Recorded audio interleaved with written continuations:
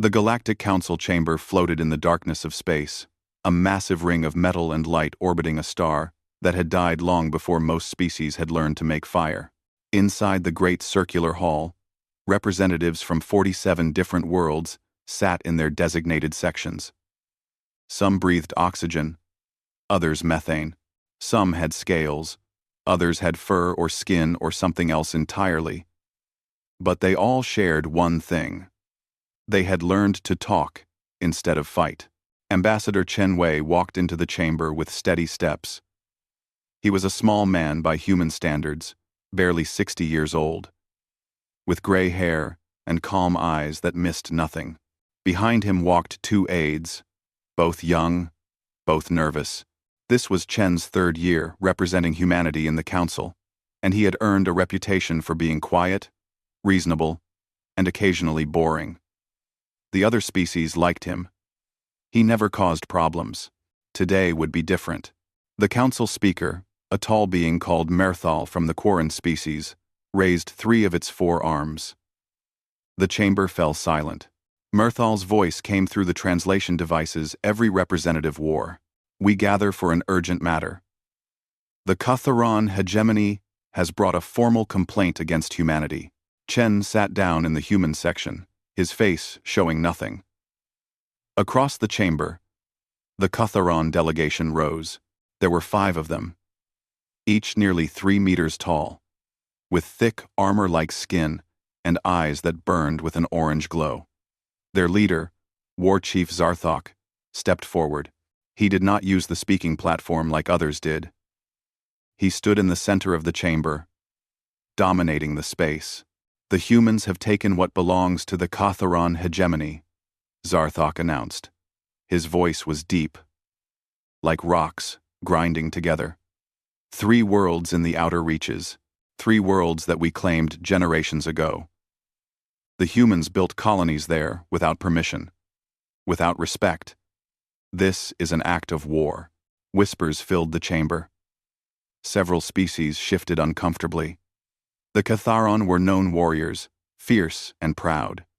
They had fought wars with 6 different species over the past 1,000 years. They always won. Not because they were clever, but because they had more ships, more soldiers, and no fear of casualties. Chen remained seated. He did not look worried. Merthal spoke again.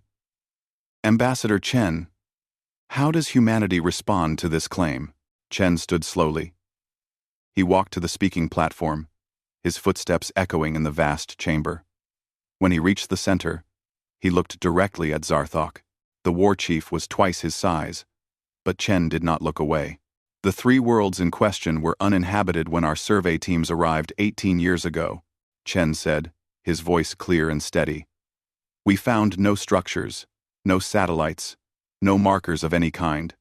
Under council law, uninhabited systems may be settled by any member species. We followed the law. 2. Zarthok's growl was loud enough to be heard even without the translator. Catharon do not need markers. Those worlds are ours, by right of conquest. We claimed them from the Velkari 200 years ago. The Velkari lost a war, Chen replied. They did not give you empty planets. Council records show the Catharon took 4 inhabited Velkari colonies. The 3 worlds we settled were never part of that war. They were never inhabited. They were never yours. The chamber erupted in discussion. Several species began arguing with each other. The Velkari representative, an ancient being that looked like a floating collection of crystals, flickered with colors that the translators interpreted as agreement with Chen's statement. Zarthok slammed his fist on the ground. The impact was so hard that several smaller species jumped in their seats. Enough of this talking. The Catharon hegemony gives humanity one choice. Leave those worlds within 10 rotations, or we will remove you. We have done this before. We will do it again. The chamber went silent. This was more than a complaint now. This was a threat of war. The council had rules about conflicts between member species. But those rules were often ignored when one side was much stronger than the other. Everyone in the chamber knew that humanity was still new to space warfare. They had been part of the Council for only 50 years. The Catharan had been warriors for thousands. Merthal looked at Chen. Ambassador, the Council cannot force you to abandon your colonies. But we must warn you. The Catharan have considerable military strength. Perhaps a compromise can be reached? Perhaps one world could be... No, Chen said. The word was simple and final.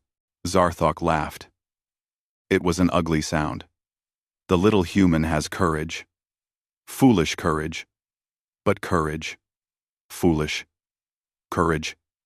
Foolish. Foolish. Courage. Foolish. Chen turned to face the entire council now. Not just the Catharan. Humanity joined this council because we wanted peace.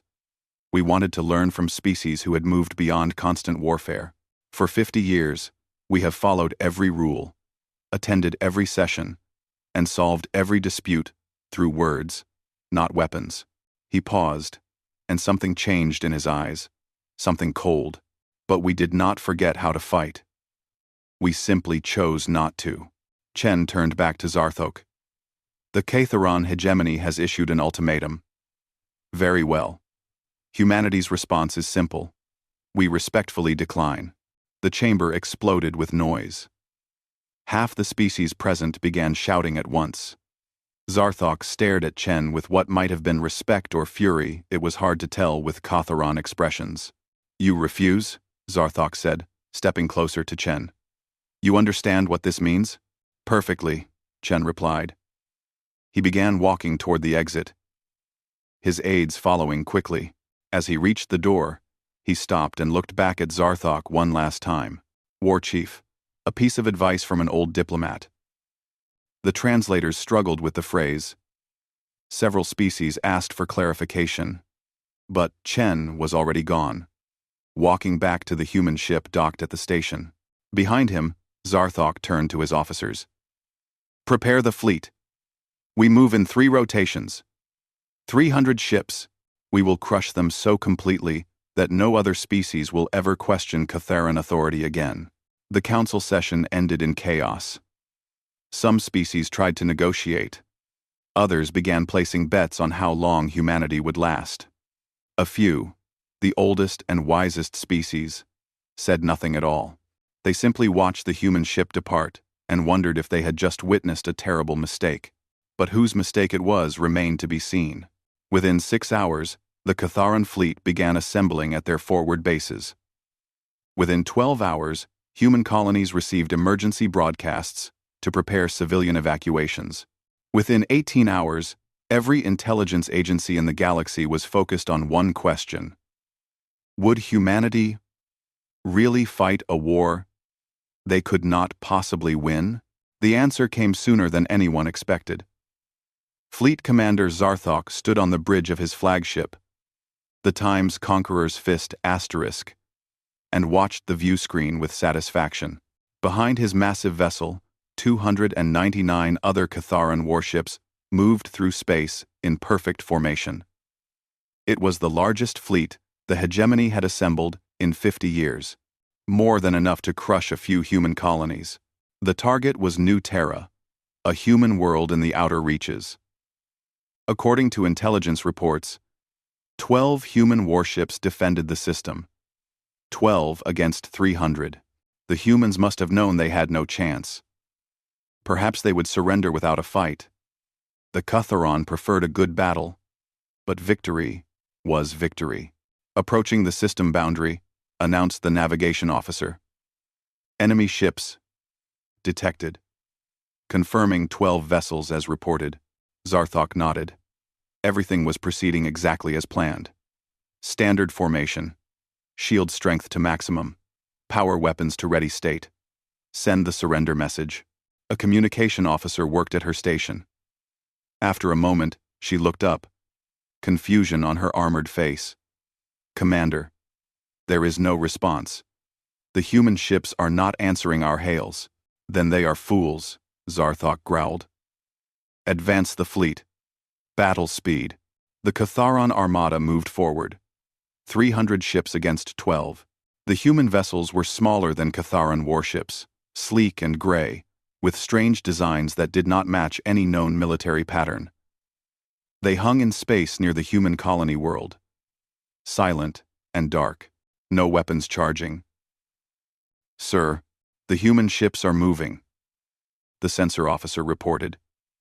"They are, the officer stopped talking. On the view screen, the 12 human ships simply vanished. Not jumped to faster than light speed. Not destroyed. Just gone. As if they had never been there at all. "What happened?" Zarthok demanded. "Where did they go?" I don't know, Commander," the sensor officer said, his voice uncertain. "They did not activate FTL drives. They did not cloak. They just disappeared from our sensors." Zarthok felt something unfamiliar in his chest. Not fear. Catharan did not feel fear, but perhaps concern. Full sensor scan. "Find those ships." For 30 seconds, the Catharan fleet searched. The bridge crew worked frantically at their stations, scanning every frequency, every wavelength. The human ships were nowhere. It was as if they had become ghosts. Then, the first ship died. The Times Warrior's Pride Asterisk, a heavy cruiser on the fleet's left flank, simply exploded. No warning. No incoming fire detected. One moment it was there. The next, it was an expanding cloud of debris and flame. "Report," Zarthok shouted. "Unknown impact," the tactical officer yelled. Something hit the Times Warrior's Pride Times at incredible speed. Whatever it was, penetrated shields and armor like they were not even there.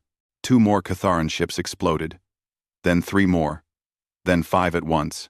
The sensor officer's voice was panicked now. "Commander, I am detecting impacts but no weapons fire. Whatever is hitting us is moving too fast for our systems to track. It is like they are throwing rocks at us. But the rocks are moving at impossible speeds." Zarthok understood now.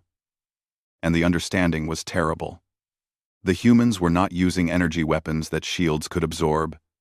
They were using solid objects, accelerated to a significant fraction of light speed. Kinetic strikes. Simple physics turned into devastating weapons. When something moving that fast hit a ship, it did not matter how strong the shields were. The impact energy was too great. "Evasive maneuvers," Zarthok commanded. "Random patterns. Do not let them predict our positions." But the Catharan ships were big and slow. They were built for trading blows with other fleets, for standing their ground and fighting. They were not built for speed or agility. The human ships reappeared, but only for seconds at a time. They would drop out of whatever stealth system they used, launch their kinetic strikes, then vanish again before the Catharan could target them. They were everywhere and nowhere, striking from impossible angles, moving faster than anything Zarthok had ever seen. "Return fire," he ordered. "Saturate the area with everything we have." The Catharan fleet opened fire. Thousands of energy weapons lighting up space with deadly light. But they were firing at empty space, at ghosts, at nothing. The human ships were never where the Catharan thought they would be. A tactical display showed the battle status. In 5 minutes, the Catharan had lost 30 ships. In 10 minutes, 70. The humans had not lost a single vessel. "This is not a battle," Zarthok's second-in-command said quietly. "This is an execution." The human tactics were brutally efficient. They did not aim for engines to disable ships. They did not target weapons to cripple them. Every single strike hit command centers, reactor cores, or structural weak points. Every hit was designed to destroy completely. The humans were not trying to win a battle. They were trying to eliminate every Catharan ship in the system. "Commander, we must retreat," the navigation officer said. "We cannot fight what we cannot see." Zarthok wanted to refuse. Catharan did not retreat. Catharan did not run from battle. But a commander who led his entire fleet to death for pride alone was no commander at all. All ships, emergency jump, he ordered. Scatter pattern, jump to rally point 7. The Catharan fleet tried to escape. Ships began charging their FTL drives, preparing to flee. But the human ships seemed to know what they were doing. The attacks intensified, focusing on ships that were preparing to jump. Explosions lit up space, like terrible stars being born and dying in seconds. The Time's Conqueror's fist times shook as something massive slammed into the aft section. Alarms screamed. The lights flickered. Jump drive damaged, someone shouted. We need 2 minutes to reroute power. Zarthok gripped his command chair. 2 minutes felt like an eternity. Around him, his fleet was being systematically destroyed. These were not warriors fighting other warriors. This was a predator hunting prey that had nowhere to hide. He looked at the tactical display one last time. Of 300 Catharan ships, only 43 remained. In less than 40 minutes, humanity had destroyed more than 85% of his fleet. Jump drive ready, the navigation officer announced. Jump now, Zarthok ordered. The Time's Conqueror's fist times lurched as reality bent around it. The last thing Zarthok saw before the jump was another wave of kinetic strikes, incoming, silent and invisible, until they hit. 3 more Catharan ships died as the Time's fist times vanished into FTL. When Zarthok's flagship emerged at the rally point, only 12 other Catharan vessels were there. 13 ships out of 300. The greatest fleet the hegemony had assembled in half a century had been annihilated. On the bridge, no one spoke. They had all been in battles before. They had all seen death. But this had been different. This had not been war as they knew it. This had been slaughter. Zarthok looked at his communication officer, trying to find words for what had happened. Tell them we need to call the Galactic Council immediately. Tell them humanity does not fight wars. They end them. The communication officer sent the message. Along with it went all the recorded footage from the battle. Every species in the galaxy would see what had happened at New Terra, and every species would understand that humanity had been holding back for 50 years. The question now was whether anyone else would be foolish enough to push them again. The Galactic Council chamber had never been so quiet. On the massive central display, footage from the Battle of New Terra played for the 3rd time. Every representative watched in complete silence as Catharan ships exploded one after another, torn apart by weapons that moved too fast to see. The human vessels appeared and disappeared like demons from old myths, striking with perfect precision, killing without mercy. When the footage ended, no one spoke. Murthal, the council speaker, looked around the chamber at faces, showing fear, shock, and disbelief. Species that had been spacefaring for thousands of years looked like children who had just learned that monsters were real. Finally, someone broke the silence. It was Ambassador Liss, from the Velkari, the ancient crystalline species that had once lost a war to the Catharan. Her voice came through the translators as a gentle chime, but her words were anything but gentle. We have all been fools, she said. For 50 years, we welcomed humanity to the council. We taught them our laws, our customs, our ways of peace. We thought they were learning from us. But look at this. She gestured at the display. This is not something they learned in 50 years. This is something they perfected over thousands of years before they ever left their homeworld. A representative from the Borali species stood up. The Borali were traders, not warriors, and their representative's voice shook. How is this possible? We have military records from 13 species. None of them fight like this. Even the Catharan, the most aggressive species in the council, they fight for honor, for territory, for dominance. But the humans, they fight to eliminate, to erase. Every single shot was a kill shot. They did not try to disable a single Catharan ship. They just destroyed them all. Perhaps it was revenge for the threat, suggested the Quarren military advisor. The Catharan did threaten their colonies. Lys's crystalline form flickered with dark colors. No. This was not revenge. Revenge is emotional. Chaotic. What we saw was calculated, efficient, and cold. The humans knew exactly what they were going to do before the Catharan fleet ever entered their system. They were ready. They had been ready. Mirthal raised his arms for order. The Council's military analysts have prepared a report. Perhaps we should hear their findings before we continue this discussion. A holographic figure appeared in the center of the chamber. It was General Carven, a decorated officer from the Kresh species, which had one of the most respected military academies in the galaxy. His scaled face looked grim. Members of the Council. My team has spent the past 3 days analyzing every second of footage from the New Terra battle. We have also accessed all available historical records about humanity's military development. What we have discovered is deeply disturbing. The general activated a new display. Images of human history appeared: ancient battles with swords, conflicts with primitive firearms, wars with aircraft and tanks, and finally, nuclear weapons that had nearly destroyed their own planet. Humanity has been at war with itself for its entire recorded history, General Carven continued. They have fought thousands of wars, major conflicts, minor skirmishes, everything in between. They have developed weapons technology faster than any other species we have records of. By the time they achieved spaceflight, they already had weapons capable of destroying their own world multiple times over. Many species go through violent phases, someone interrupted. We all have dark histories before we achieve true civilization. That is correct, the general agreed. But here is the difference. When most species join the galactic community, they leave their weapons behind. They adapt to peaceful cooperation because they see it is better than constant war. Humans did the same. On the surface.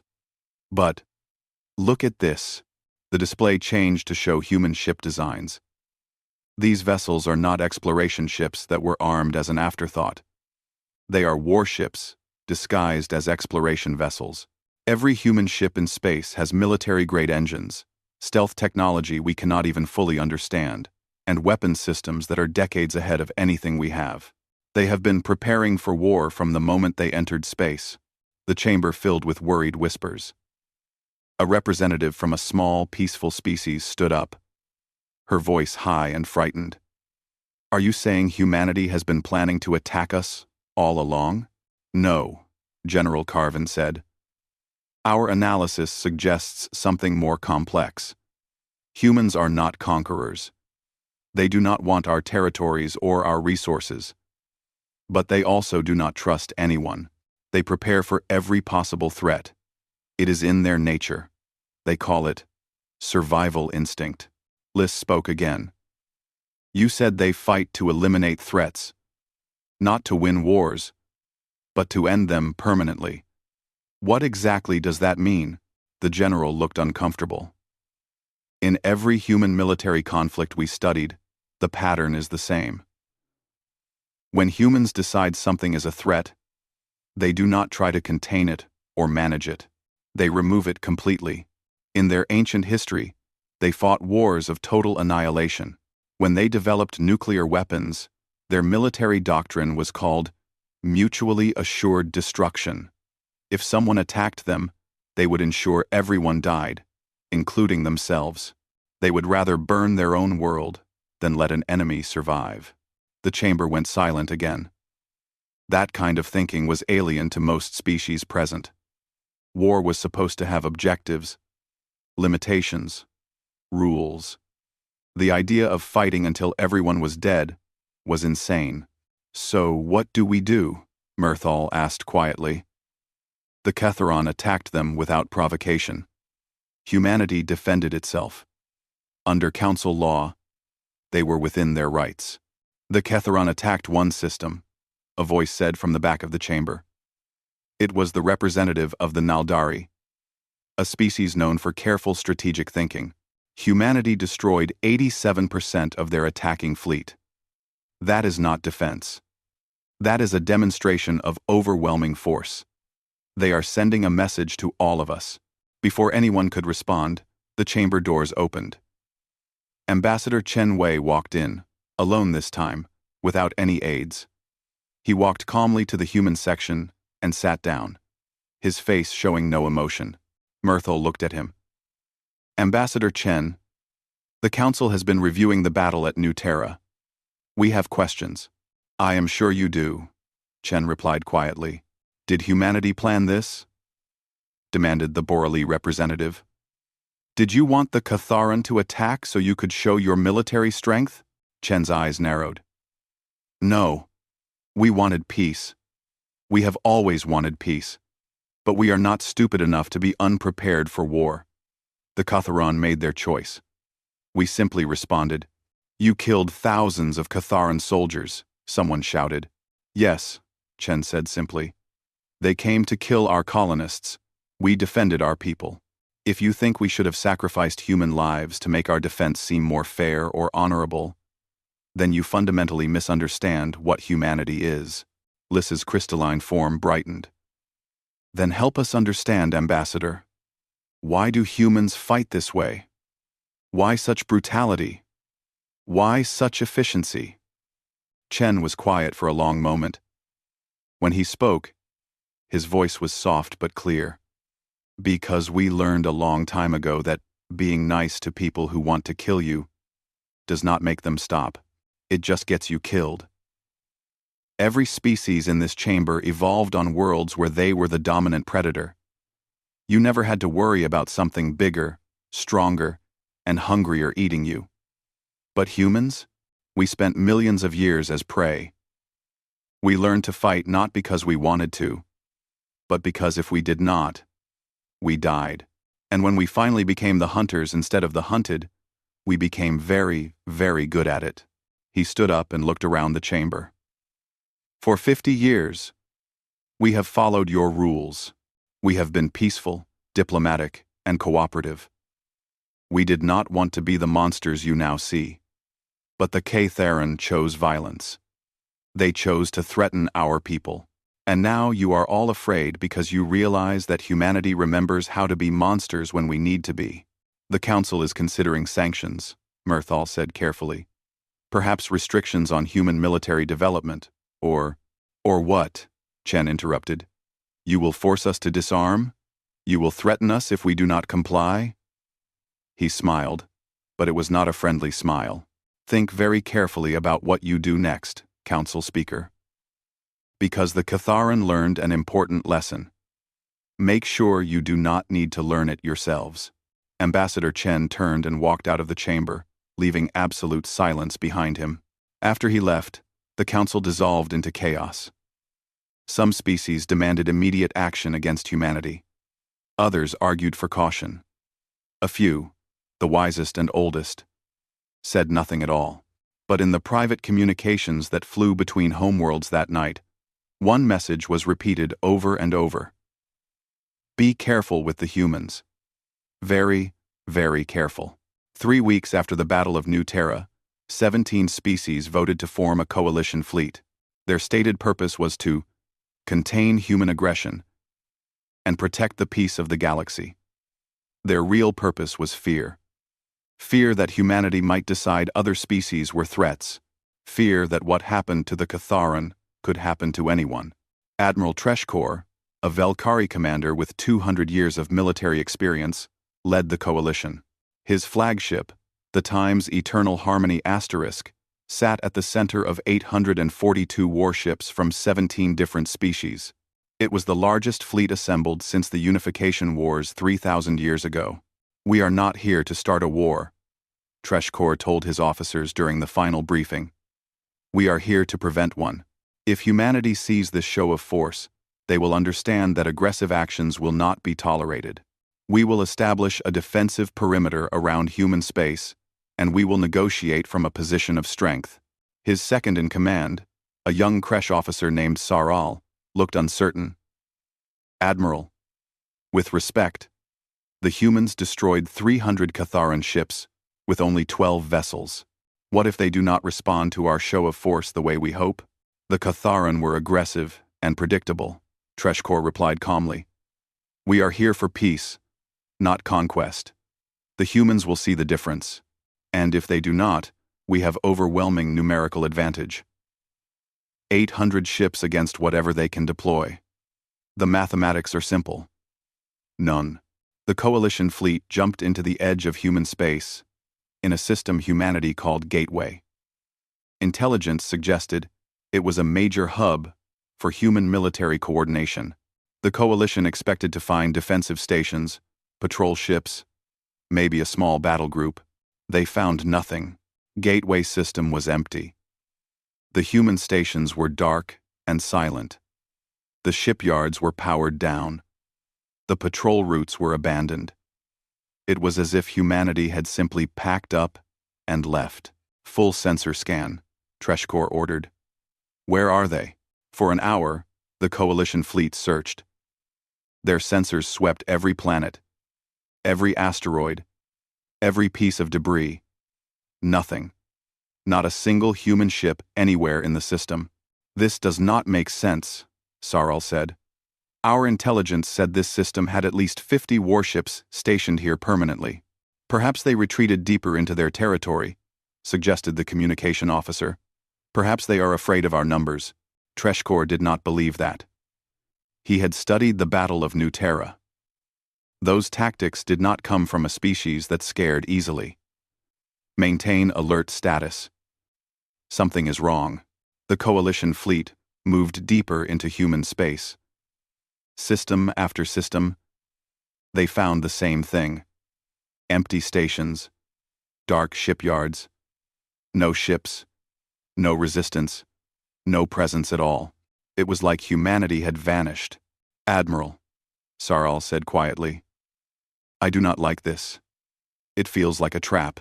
Traps require bait, Treshkor replied. What are they baiting us with? He did not know how right and wrong he was at the same time. The coalition had been in human space for 6 days when the trap finally sprung. They were in a system with a large asteroid field, conducting another fruitless search, when Saral noticed something strange on the sensor readings. Admiral, I am detecting minor temperature fluctuations in the asteroid field. Very slight, barely noticeable. Space debris. Someone said.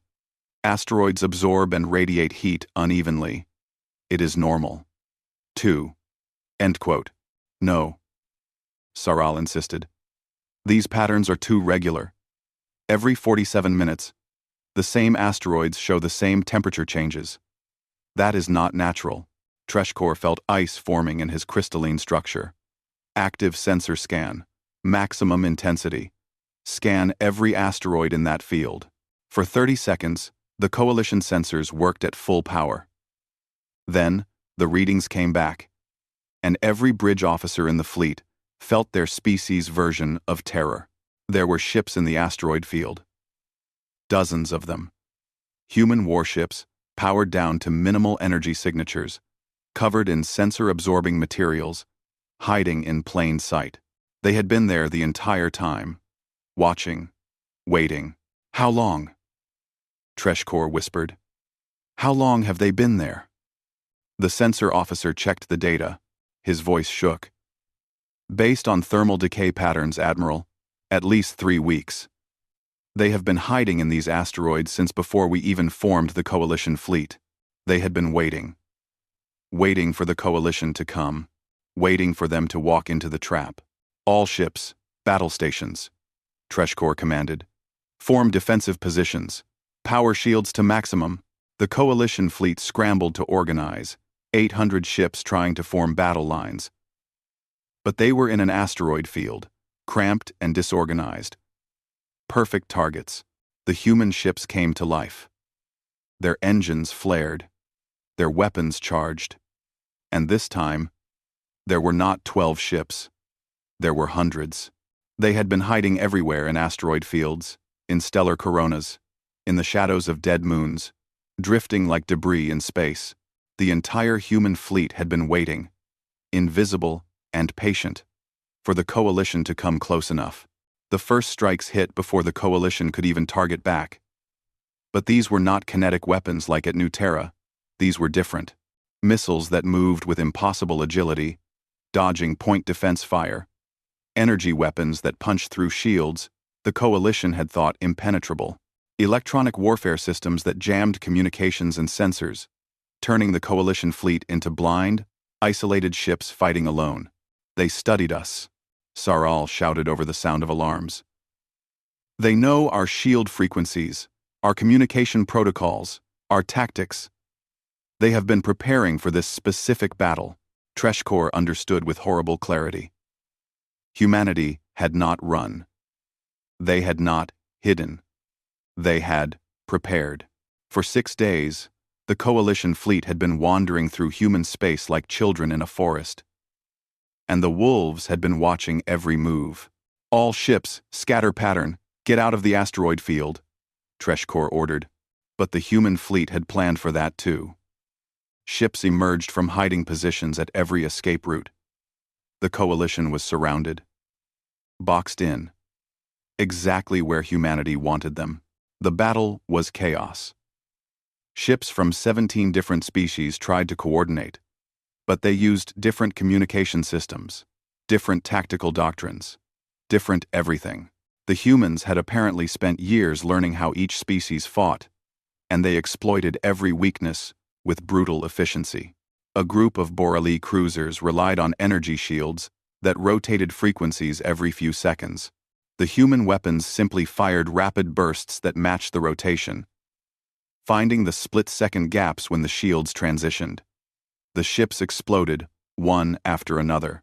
The Kresh fighters flew in close formation for mutual protection. Human missiles ignored the fighters and went for the carrier ships, destroying them and leaving the fighters stranded with no place to land. The Velkari used long-range weapons, staying back from the battle. Human ships closed the distance with incredible speed, getting inside their minimum range, where the weapons could not target. Every species, every tactic, every doctrine, the humans had an answer. They had studied for this, planned for this, prepared for this. Admiral, we have lost 300 ships, Saral reported. We need to retreat. Treshkor wanted to refuse. He wanted to believe that superior numbers could still win, but he had not lived 200 years by being stubborn. All ships, emergency jump. Return to Rally Point Omega. Go now. The Coalition fleet tried to escape. Engines charged, FTL drives prepared to activate. But the humans had one more surprise. Some of the missiles they had fired were not weapons. They were jammers. They attached to Coalition ships and disrupted their jump drives. Ships that tried to enter FTL either failed completely or, in 3 cases, misjumped and were torn apart by unstable wormholes. The Times Eternal Harmony Times managed to jump out. Along with 437 other ships, 505 Coalition vessels remained behind, destroyed or disabled. In less than 2 hours, humanity had gutted another massive fleet. But this time, they did not stop. When the Coalition fleet regrouped at Rally Point Omega, exhausted and terrified, their sensors detected something that turned exhaustion into panic. Human ships were following them. Not attacking, just following, tracking them across space like predators tracking wounded prey. Within 12 hours, every species in the Coalition received the same report. Human fleets had appeared in their home systems, not invading, not attacking, just present. Orbital positions above homeworlds. Silent. Waiting. Treshkor looked at the strategic display showing human ships scattered across Coalition space and understood the message. We know where your homes are. We can reach them anytime we want, and there is nothing you can do to stop us. Contact the Galactic Council, he said quietly. Tell them the Coalition has failed. Tell them we need to negotiate immediately, and tell them to send Ambassador Chen, because apparently, we need to learn how to talk to humans properly. In the command center of a human battleship hovering above the Velkari homeworld, Admiral Sarah Kim read the Coalition's surrender request. She did not smile. She did not celebrate. She simply sent a message back to Earth, Command, mission accomplished. Initiating diplomatic phase. Humanity had shown the galaxy what it could do. Now came the hard part, convincing them it would choose not to. The Galactic Council chamber was different this time. There were no whispers, no casual conversations, no diplomatic pleasantries. Representatives from 47 species sat in complete silence, watching their view screens. Each screen showed the same thing: a human warship in orbit above their homeworld. Silent. Waiting. A constant reminder that humanity could reach anyone, anywhere, at any time. It had been 6 weeks since the Coalition's defeat. 6 weeks of tense standoff. 6 weeks of no shots fired but no peace either. The human ships simply stayed in position, doing nothing, saying nothing. The message was clear without words. This is a choice. We are choosing not to act. But we could. Merthal, the council speaker, looked older somehow. The weight of everything that had happened showed in the way his arms moved, slower and more carefully. The council recognizes Ambassador Chen Wei of Humanity, with a video. Chen walked into the chamber.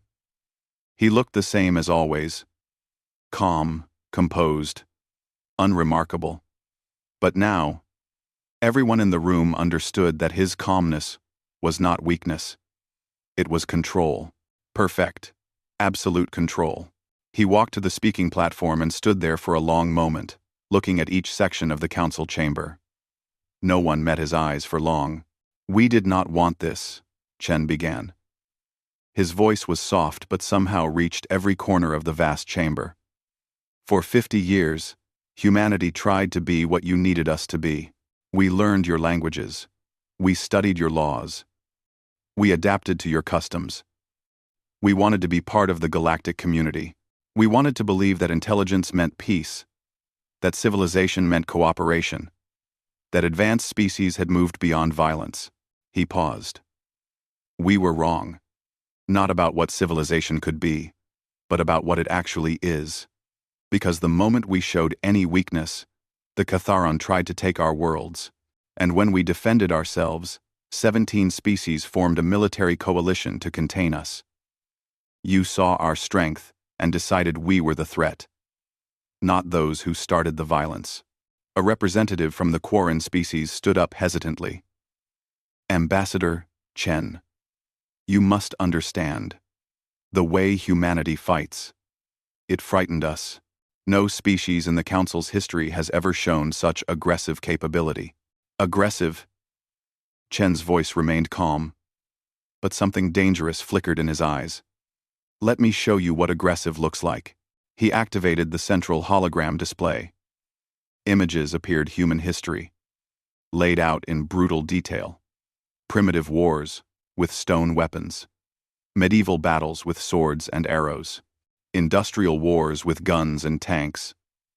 Nuclear weapons that turned cities into ash. Generation after generation. Of conflict, death, suffering. "This is humanity," Chen said. 10,000 years of war. Thousands of conflicts. Millions dead. We nearly destroyed ourselves more than once. We built weapons that could end all life on our planet, and we almost used them. Do you know why we did not? Not because we became peaceful. Not because we learned to love each other. We stopped because we finally understood that if we kept fighting ourselves, we would go extinct. Self-preservation, not enlightenment, made us stop. We RC. We stop. We RC. He changed the image. Now it showed human ships, human colonies, human achievements in space. When we left our planet and found you found this council, found 47 species living in peace, we thought maybe we could change. Maybe we could become something better than what we were. So we tried. Undone. Undone. Undone. We really tried. Chen turned to face the Catharon section. War Chief Zarthok sat there, the only survivor of his fleet's command staff. He looked smaller now, diminished. But you decided we were weak. You decided our colonies were easy targets. You threatened our people, and expected us to surrender. You forgot the most important thing about humans. We survived 10,000 years of war by being better at violence than anything that threatened us. The hologram changed again. Battle footage from New Terra and the Coalition engagement played side by side. Catharan ships exploding, Coalition vessels being torn apart. Efficient, brutal, precise destruction. You asked why we fight this way. Chen continued. Why such brutality? Why such efficiency? I will tell you. Because we learned long ago that when something threatens your existence, you have two choices. Completely eliminate the threat, or die. Half measures get you killed. Warning shots get you killed. Honor and fairness get you killed. So when we fight to end the threat permanently, not to win, not to conquer, to end it. Liz, the ancient Velkari representative, spoke up. Her crystalline form was dim, colors muted. Ambassador Chen, we understand now what humanity is capable of, but you have ships above our homeworlds. Are we prisoners? Are you conquerors after all? No, Chen said simply. If we were conquerors, your worlds would already be ours. If we wanted your resources, we would have taken them. If we wanted revenge for the Coalition's attack, we would have already taken it. Those ships above your worlds are not there to threaten you. They are there to make you understand something very important. He looked around the entire chamber, making sure every species heard what came next. Those ships represent a choice. Every day, every hour, every second, humanity is choosing not to use the power we have. We are choosing restraint. We are choosing peace. But it is a choice, not a limitation. And if you force us to make a different choice, you will not like the result. Mirthal raised his arms. Ambassador Chen, the Council is prepared to negotiate. Tell us what humanity wants. New territory? Resources? Favorable trade agreements? Chen shook his head. We do not want tribute. We do not want apologies. We want something much simpler. Respect. For 50 years, you saw us as newcomers, as students learning from wiser species. That ends now. From this moment forward, you will treat humanity as equals, not because we ask nicely, but because we have proven we can enforce it. And if we refuse? Someone asked quietly. Chen's expression did not change. Then you will learn the same lesson the Catharon learned. But I hope you are smarter than they were. He activated one final image on the hologram display. It was a document, a proposed accord that had been sent to all council members the previous day. The new accord is simple. Humanity will withdraw all ships from your home systems. We will maintain our territory, including the 3 disputed colonies that started this entire situation. In return, the Council will recognize humanity's right to self-defense without interference. Any species that attacks human territory will face human response without Council mediation. You want immunity from Council law? The Borali representative asked, shocked. No, Chen corrected. We want acknowledgement that self-defense is not subject to Council approval. If someone attacks us, we do not need permission to fight back, and we do not need to fight according to rules designed for species that have forgotten what real war looks like. The chamber erupted in discussion. Some species argued. Others looked resigned. A few seemed almost relieved that humanity's demands were not worse. Mirthal raised his arms for silence. The Council must vote. All in favor of the new accord? One by one, every species voted yes. Even the Catharon. Though Zarthok looked like each word pained him. Even the Coalition species, who had lost ships in the failed intervention. They voted yes because the alternative was terrifying. The new accord is ratified, Mirthal announced. Ambassador Chen, when will your ships withdraw? Immediately, Chen said. He pulled out a communication device and spoke into it. Admiral Kim, execute Protocol Olive Branch. All ships return to human space. Across the galaxy, human warships powered their engines, and left the systems they had occupied. Within hours, they were gone, as quietly as they had arrived. Chen turned to leave, then paused at the chamber door. "One more thing," he said. "Some of you will think this is over. You will think that in 10 years, 20 years, 100 years, humanity will soften again. You will think we will forget how to fight. You will think you can test us again." He looked back at the council with eyes that had seen too much history. "Do not make that mistake. We do not forget. We do not forgive. And we do not give third chances." The Catharan got a warning. The Coalition got a warning. There will not be a third warning. Ambassador Chen Wei left the chamber. Behind him, the Galactic Council sat in silence, processing what had just happened. They had not been conquered. They had not been destroyed. But something had fundamentally changed in the galaxy. For thousands of years, the Council had maintained peace through diplomacy, negotiation, and mutual respect. But now, there was a new factor in the equation. A species that preferred peace, but excelled at war. A species that would cooperate right up until you threatened them, and then would show you exactly why they had survived on a planet that tried to kill them for millions of years. In the years that followed, the Battle of New Terra and the Coalition War became required study in every military academy in the galaxy. Young officers learned about human tactics, human weapons, human psychology, but the most important lesson was simpler. Humanity does not engage in war. They annihilate threats. The reason the galaxy is peaceful is not because humans cannot destroy it. It is because they choose not to. And the most terrifying thing in the universe is not a species that wants to destroy you. It is a species that knows exactly how to destroy you, has the power to do it at any time, and is choosing purely as an act of will to let you live. That choice is humanity's greatest weapon, as long as no one forces them to use it. Years later, young species joining the Galactic Council would ask about the human section of the chamber. Why did the other species treat those representatives with such careful respect? Why did everyone listen when Ambassador Chen spoke, even about small matters? The answer was always the same. Because humans taught us an important lesson. The most dangerous species is not the one that wants to fight. It is the one that does not want to fight but is better at it than anyone else. And humanity proved they were the best by choosing not to prove it again.